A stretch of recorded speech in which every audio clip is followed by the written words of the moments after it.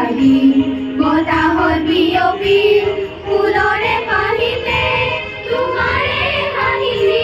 দেখা যেন লাগিল ফুলৰে পাহিছৈ ভাগতে চাবি চেগুনে চেনেহত তোমাৰে কাষৰে মন্দি উৰি গধূলি আহিল তৰা জিলিকিল এধানি নিয়ৰত গধূলি গোপালে উজলি উঠিল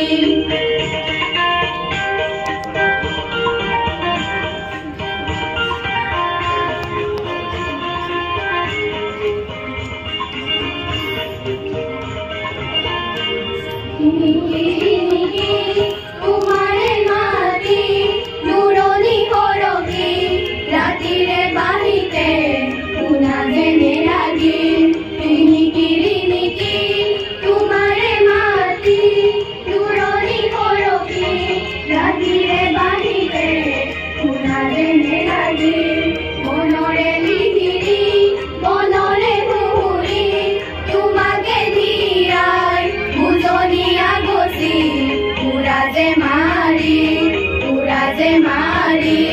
গধূলি আহিল তৰা জিলিকিল এধানি নিয়ৰত গধূলি গোপালে উজলি উঠিল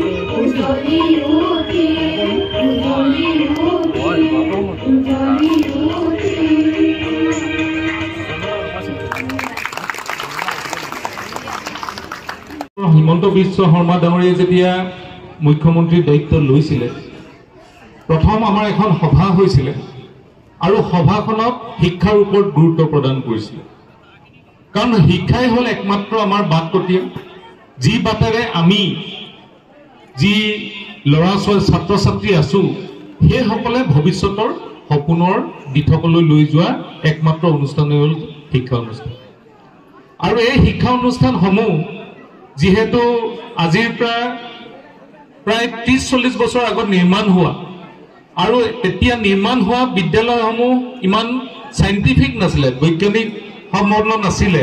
সেইবাবে লাহে লাহে বিদ্যালয়সমূহত পানী পৰিছিল ক্লাছ চলি থাকোঁতে যদি বৰষুণ দিয়ে তেনে ধৰণৰ অসুবিধাৰ সৃষ্টি হৈছিল আৰু কেতিয়াবা ক্লাছ কৰিব নোৱাৰো এটা পৰিৱেশ হৈছিল কিছু বিদ্যালয় ভাঙি ছিগি গৈছিল আৰু সেইবিলাক যাতে আমি পুনৰ নিৰ্মাণ কৰি আৰু আমাৰ গাঁৱৰ যিসকল ৰাইজে আমাৰ চৰকাৰী বিদ্যালয়সমূহত তেওঁলোকৰ ভৱিষ্যতক পাঠদান কৰোৱাৰ যি ইচ্ছা সেইসকলে যাতে আজি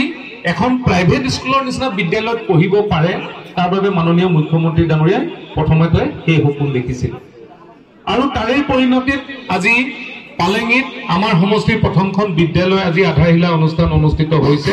উত্তৰ পালেঙি অঞ্চলৰ একমাত্ৰ শিক্ষা অনুষ্ঠান উচ্চ শিক্ষা অনুষ্ঠান পালেঙি হাইস্কুল এই হাইস্কুলখন আমাৰ ইচ্ছা আছে যে হায়াৰ ছেকেণ্ডেৰীলৈ আমি তাক কনভাৰ্ট কৰা কিন্তু ইয়াতে অসুবিধা হৈছিল আমাৰ বিল্ডিংবিলাক বহুত পুৰণা আছিলে মাননীয় মুখ্যমন্ত্ৰী ডাঙৰীয়াক অনুৰোধ কৰিলোঁ আৰু মাননীয় মুখ্যমন্ত্ৰী ডাঙৰীয়াই এটা নতুন বিল্ডিং দিছে 7,38 লাখ আৰু বিল্ডিংটো এই ফিল্ডখনৰ পৰা প্ৰায় 4 ফুটমান ওখ হ'ব ক্লিনটো তাৰপিছততো ওপৰডোখৰ কিমান হ'ব আৰু এই বিল্ডিংটোৱে অনাগত সময়ছোৱাত মই ভাবোঁ যে আমাৰ শিক্ষা ক্ষেত্ৰত এই অঞ্চলটোত যথেষ্ট সহায়ক হ'ব